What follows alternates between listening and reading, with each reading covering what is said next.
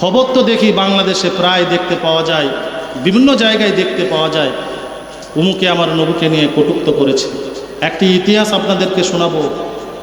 ইতিহাসটা হলো 1923 সাল। কাঠমিস্ত্রি ইলমুদ্দিন বলে একজন আশিকে রসুল ছিল, নবী প্রেমিক ছিল। এই নবী প্রেমিক, এই আশিকে রসুল 1923 সালে একটি বই বের হয়।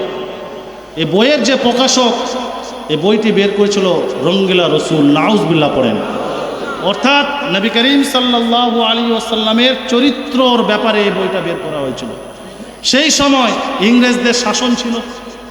1923 সাল মানে কি, তখনও আপনাদের মনে হয় দেশ ভাগ হয় না, একসাথে ছিল জি।